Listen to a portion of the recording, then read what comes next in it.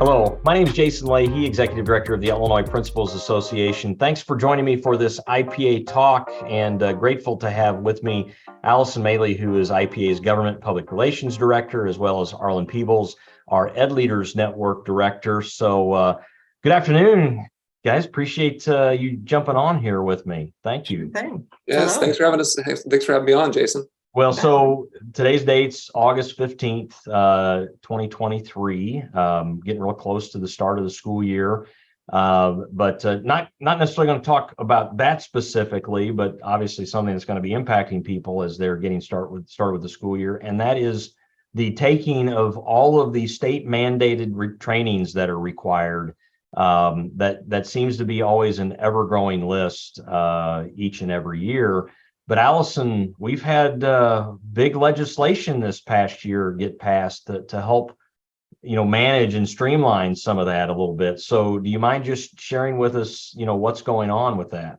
Sure thing. So yeah, big news, very exciting news. I got word on Friday that the governor signed House Bill 3690, which was an initiative of ours and one of my colleagues at Address. Oh, hang on. There we go. Sorry, I was getting a Teams call there. Probably about this bill is my. I don't know, but I put myself yeah. on. Got disturbed, I guess. We'll take it anyway. Go ahead. So anyway, big news. House Bill 3690 was signed into law last Friday, so August 11th, and it is Public Act 103-0542. The effective date is January 1st. So kind of before we get started, I guess I should also mention that unfortunately, because things were moving so quickly during the legislative session, we really didn't think too much about the effective date and changing some of this content so significantly right away. So our plan is to also seek a trailer bill up in the upcoming veto session this fall that would further delay that effective date probably until July 1, 2024, just to make sure everything starts at the same time. We're not kind of cutting in the middle of the school year trying to change up the content that people are responsible for as far as their mandated training goes. So everything you've done to be clear right now, because of some new mandates that were brought forward in the spring, there are a couple of additional trainings that are required. There are this school year. Yes. So yeah, it's our opinion that it would make some sense to delay that and have all of these changes just take place for July 1st of 2020. Yeah, one of them in particular, the Stop the Bleed or the life-threatening bleeding incident training is, however, effective immediately. That was separate legislation. The effective date was immediate, so that will be something that folks will have to get done this year. But it is rolled into this bill for the future and to be put on a more segmented schedule further out. So, just to kind of go through the topics. So yeah, go ahead. No, please go ahead. That's what I was going to ask for.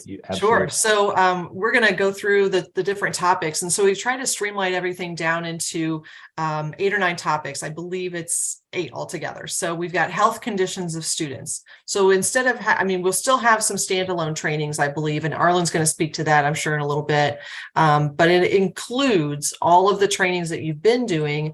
So things like chronic health conditions, anaphylactic reactions and management, asthma, seizure recognition, diabetes care, all those types of things that kids, health conditions that kiddos have. So it would all be rolled into one bucket, if you will, of training. So once we get to July 1, 2024, everyone will have to do that training once again. But for the most part, all of those trainings will be good for 5 years. So you won't have to do them again until the 5-year expiration period. Now, I want to be clear, too, that districts also have the ability to require it more often if they feel necessary. But this is basically the floor for how often folks would have to do those trainings for each of these, really. And I just hit publish on an IPA Connect post also that kind of lays all this out and talks about the few exceptions within the bill as well. And also school nurses would not have to do that specific training because they are nurses. So hopefully they already have all the background. And they know what they're doing. Yeah, exactly. Right. So they already know what they're doing in terms of asthma. And they have their own training they have to do to keep up. Exactly. Well, yeah, exactly. They have their own professional development to keep up with and their own certification to manage. So we have exempted them from that specific training. The next one is social emotional learning. So we really want to focus in on the content of the social emotional learning standards and how they apply to everyday school interactions.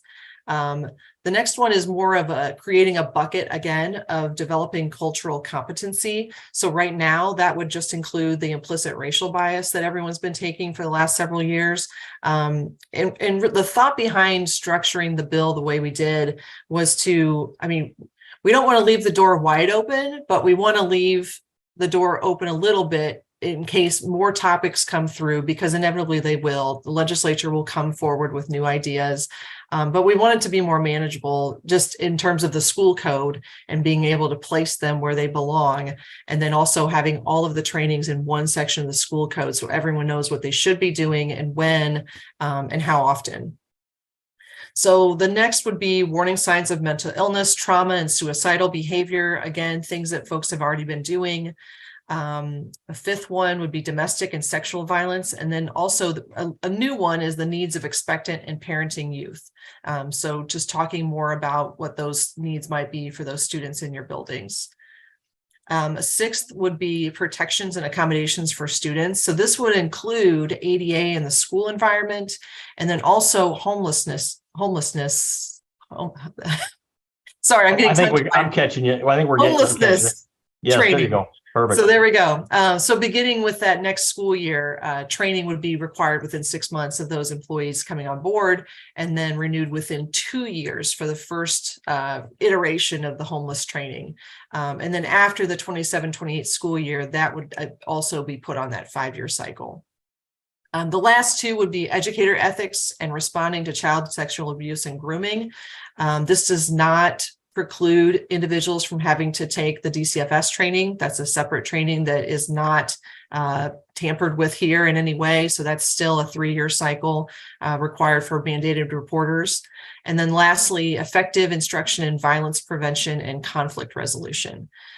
So all of those, we tried to kind of grab all the different trainings from all over the school code and put them in one section so that they're all there. We don't have to look for them and search for them. And, it makes it easier, I think, on us and for our professional learning staff, and hopefully the regional offices and anyone else that's providing those trainings and also keeping track of those trainings as well. So I know the ROEs have their compliance list. So hopefully this will make it all streamlined going forward, that it makes it easy to kind of keep tabs on and understand who needs to do what. So, I was kind of joking as before we got started here, but it's really kind of, I think the analogy fits. You think of the old Beatles song, "The Long and Winding Road." I mean, it's been quite a process to get to this point, Allison, and your perseverance through it all is to be commended. But can you just give us a quick snapshot of the history here of what it's taken to get us to this point where we could streamline these mandated trainings, which has been desperately needed, right? Because the list has not gotten any shorter. And these do take a lot of time, especially if they're done with fidelity. So it's been important that we do this. Yeah, we've talked about this, I don't know, for as long as I've been here, probably. We've really gotten to talk in earnest with a lot of legislators about the need for this, as more trainings, as more bills are presented and introduced about adding another training. It seems innocuous at the time, but, they just keep piling on and adding more to what folks have to do to get the school year started and the kinds of training that they have to do, in addition to all of the professional development, professional learning that their districts want to have them do, or all the hours that lead up to that 100 hours that folks have to do to keep up their certification as well. We've really kind of taken a look at how these trainings came to be, when they came to be, if they're maybe outdated. I think in my opinion, a lot of them were, and they really hadn't been revisited since they became law. So trying to combine a lot of the other trainings into, for example, the social emotional learning. Maybe 20 years ago, I don't know that was a term that anyone used. So while some of those trainings are 20 years old and plus, that is something that we probably need to have more emphasis on, and what can we do to, maybe put an emphasis on that, and maybe less of an emphasis on things that maybe aren't as important as they were 20, 25 years ago when they first became became law. So, to the point of going through transcripts of the General Assembly and kind of figuring out like why the bill became a law to begin with, who came up with it, was it a constituent issue, how it came to be. And making that case to legislators that, it's time to revisit this. It's time to look at these as a whole and see how we can restructure them and put them on a different schedule that would align better to allowing, freeing up a lot of time for teachers to do the trainings and be knowledgeable about these issues, but also have the time to do lots of other professional development that's important to them in their districts. And actually teach kids and do Yes, assessments and as well. Yeah. do all that other stuff that we absolutely need for them to be doing. So grateful for us to be able to have this opportunity and appreciate your good work. Now, you put a chart together. I think you and Arlen actually worked together in putting a chart together that kind of lays out, where we are currently and what the future is going to be here for these trainings, what the frequency requirements are going to be and all of that, correct?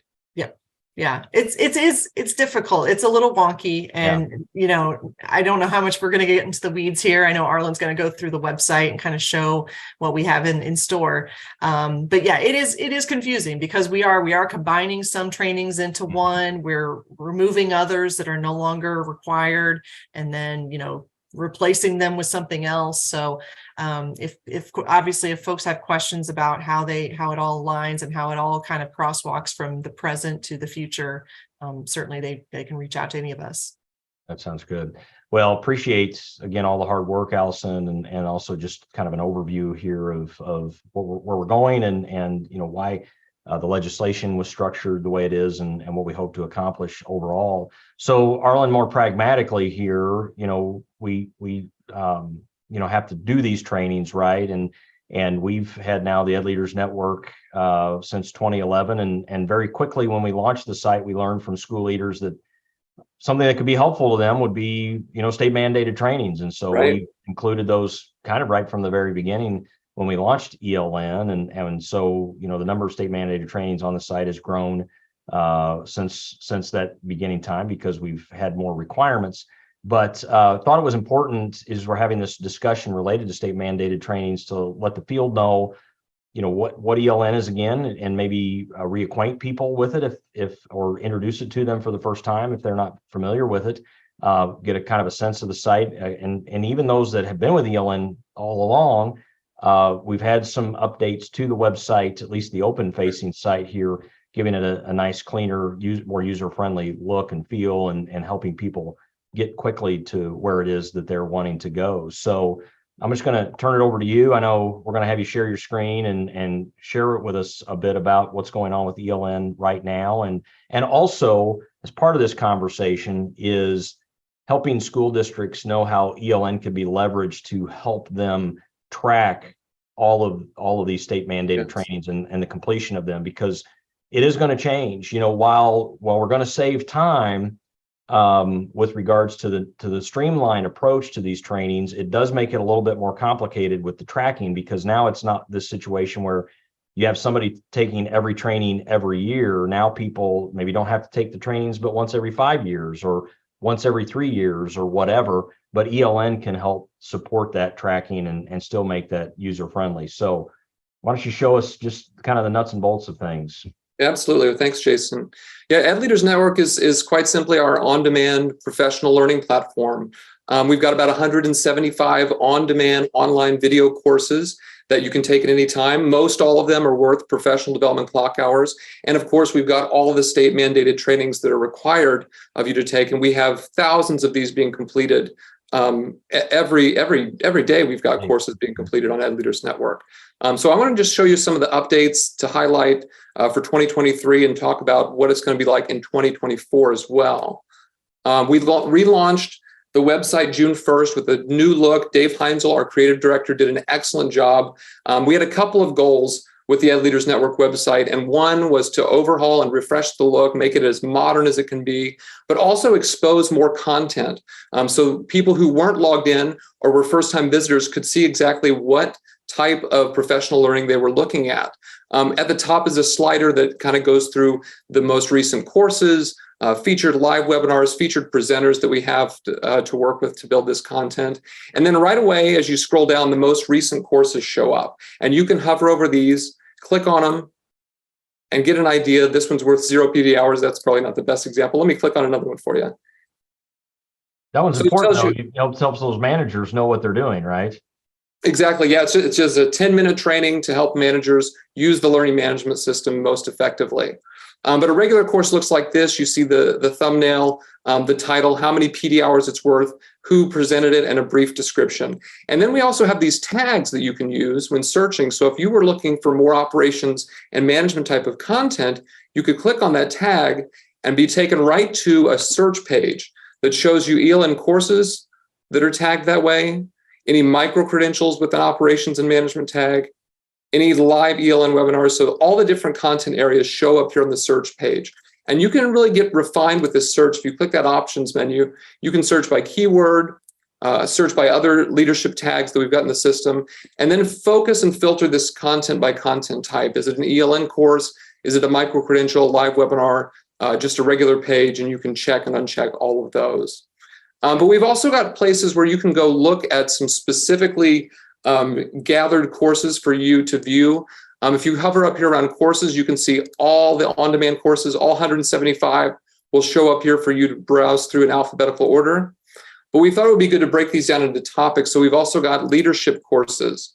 And if you're familiar with our IPA school leader paradigm, you'll notice we've got them broken down into culture, systems, and learning. So all these courses, they're side scrollers. If you're on your phone, you can swipe left. If you're on the computer, you can use this scroll bar to see all those courses. So that's leadership. We also have teaching and learning. When we put state mandated trainings in ELN, we got a ton of teachers using the site. So now we wanted to focus some content specifically for them based around curriculum, instruction, and assessment. As you can see, we've got so many courses. And again, just hovering over those, you can read a little bit more and see more about those courses.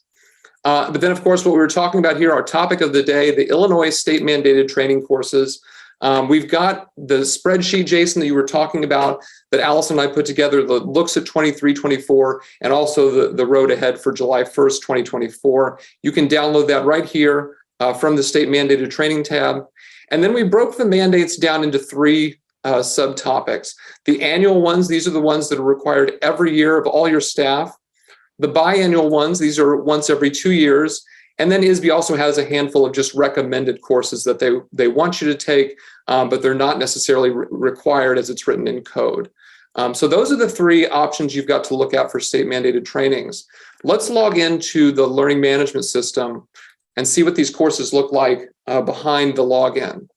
So the first place that everybody lands, whether you're an administrator or a teacher, you're going to land on the My Learning page. And this is going to show you any courses that have been assigned to you by your administrator, the required courses at the top, any courses that you've added yourself by browsing the learning library, and then at the bottom, all of your completed courses that you can go in and get the details on and get your certificate of completion right from there. You will notice that on each of these courses, it'll tell you how many professional development clock hours that each course is worth. And it is important that at the end of the course, you complete the course evaluation, because that's going to then allow you to download the official ISB evidence of completion form. While we've got certificates on ELN for those that are not worth any clock hours, we want you to make sure that you get the ISB evidence of completion form when entering PD clock hours into ELLIS. Also important to point out that the approved provider of the PD clock hours is the Illinois Principals Association. So those are always a couple of helpful hints that I give leaders as they're bringing on their schools and districts, is to make sure that they're aware of how to enter these clock hours into ELLIS. So here's the learning library. It looks a lot like the courses that you see on the public-facing website. It's in here by which one was released first. So you've got a lot of the state mandated trainings up here at the top, but you can search and even search for state mandated, and it will bring up all the courses that we tag, all 29 courses that have been tagged with the state mandate. Easy to enroll. Click in here and get started. As I said, they're video-based courses. They're quick. Even these ones that are worth a couple of professional development clock hours. There are reflective activities and learning activities for you to complete to get to those number of hours while you're completing the course.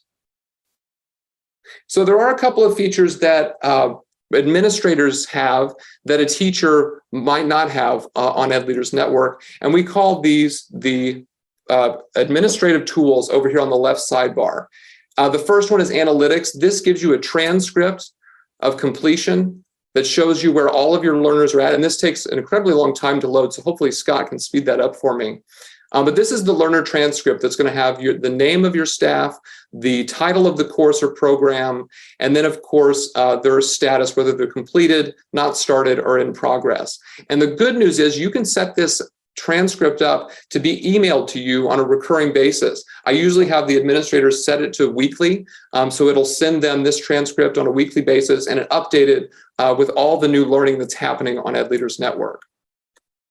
The next tool is the author tool. This is where all the courses and programs live. This is where you make the course assignments. So if I wanted to assign bloodborne pathogens to my staff, I could search for it, click on the title, and assign it to individual learners or all of my staff by assigning it to groups. Now, the nice thing is, it's good that Allison brought up the different buckets of state mandated trainings that we're going to have next year, because what we'll do is create programs out of those. So all of the 7 different buckets that the mandates can be put in, that's going to be a program on EdLeaders Network, and it's going to be possible for you to assign that to your staff at the beginning of the school year. And I'll even work with you if you want us to make the assignments to make sure it all goes smoothly. I can work with you to assign all that training to your staff in these buckets or in these different programs. The good news is on the individual courses, now that they're going to last up to 5 years, what we're going to do is come into the More Settings tab here, and we're going to set a course expiration date. And this is really cool. This is a new feature that we haven't taken advantage of yet that we're excited to roll out July 1 of 2024. So this is going to be valid for 5 years from completion. And at the end of 5 years, you're going to be automatically re-enrolled into this course. It's going to show up for you on your My Learning page, and you will be able to complete this course once again. It'll be good for another 5 years from completion. So while it sounds like it could be more difficult to track course completions with the new 5-year cycle, it's going to actually be way easier. And if you stick with ELN, it will do it for you and allow for that automatic re-enroll at the end of 5 years. And it'll send a notification email that you've been re-enrolled into the course. Here's the link, here's the button to go complete that course. Jason, anything you wanted to add or have me mention at this point before I wrap up?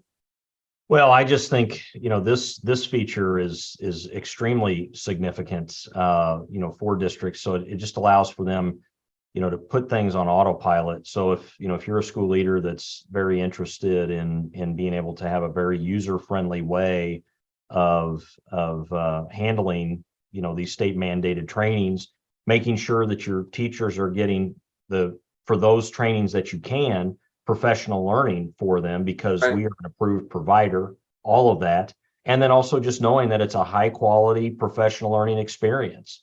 I recognize, because I've been there, these state mandated trainings just seem like a box to check, and I definitely get it.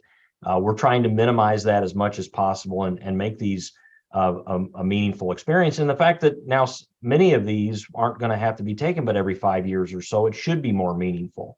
And it should be able to, it's something we should engage with and take a little bit more seriously in that way, because we're not having to, just go through the motions of doing it every year. Now, I wish we could say that for bloodborne pathogens, but right. We still got that one every year, right, Allison? It's an OSHA requirement. So I don't really, I don't know if we have the pull to change that one. So probably not.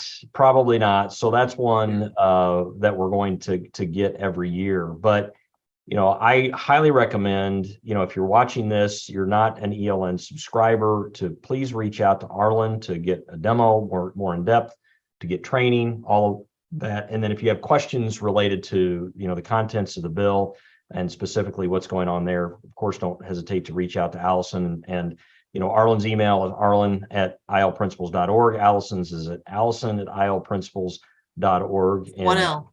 1L. That's right. Yes. Thank you for pointing that out. Yep. Sometimes we get caught with that, but that's important to know. And again, do not forget, if you haven't heard, that ELN is available at no cost to school districts that are public schools here in the state of Illinois due to a partnership that we've got with the Illinois State Board of Education. And we're grateful for that, to be able to have that partnership and be able to provide this service, as well as other things that are available on the site, like kids training. We've taken that over on ELN. The kids assessment training is now sitting there. So if you got kindergarten teachers or other administrators that need to do that, we can take care of that here. And then of course, enjoy all the other professional learning that's on the site, and available, which is significant now. We are in heavy content development creation currently, particularly where our school leader paradigm is concerned, which Arlen referenced earlier. So exciting stuff. Any last thoughts here, Allison or Arlen, just for people to keep in mind as we move forward here with this new way of looking at how we handle state mandated trainings? I don't think so. I mean, I think, folks will see in the post, and I'm sure on that spreadsheet as well, that there are a couple of those trainings that will be required within 2 years once they become effective. And that was just part of the negotiation process. Those were new bills that were introduced this last year. We tried to grab as many as we could and incorporate them into this proposal. But understandably, the sponsors and the advocates of those particular topics wanted them to be done, more and more frequently right out of the gate. So that was our compromise to kind of keep things moving forward. So they will be on a different schedule a little bit for the first, several years or so. But hopefully we can get a trailer bill in this fall and make everything effective July 1, 2024, so that everything kind of starts at the same time. So we'll see. Yeah. Well, and definitely we'll be looking for support for the trailer bill, correct? If we That's are right. get that introduced and moving forward during veto session, we're going to need individuals to slip in support of that, which again is just to help everyone along here, even with the development of the training itself, which I know, Arlen, you're busy on right now, or with identifying people to help with development of those trainings and get those done. But those don't just get done overnight, especially for the quality that we seek when it comes to the development of those trainings. Yeah, that's what I'd say for sure as a final thought, is if you're using something else for state mandated trainings, it's time to come over to Ed Leaders Network. We've heard very good things from people who have used other services and we're paying for them. They come to Ed Leaders Network for free since they're a public school, and they love the quality of the trainings and the ease of use of the platform. And just like you said, Jason, I'm here to help school leaders learn the manager features. We've got some tutorials online, but I also like to meet with them personally to kind of get them set up and ready to go for the school year. Yeah, it's important to note the user friendliness isn't just with the completion of the courses, but also as a manager of that when it comes to assigning courses and running reports, everything. The tool is extremely robust in that way. Absolutely. Arlen, Allison, thanks so much for joining me. And Allison, again, great job swinging on this one. Thanks. I really believe, what have you been at IPA now? 10 years, right? Or so. And I think this is probably like a day one issue. Yeah, So pretty much. we've been at this a while. Again, my name is Jason Leahy, Executive Director of the Illinois Principals Association. As always, if there's anything we can do for you, don't hesitate to give us a call or check us out on the web at ilprinciples.org. Take care.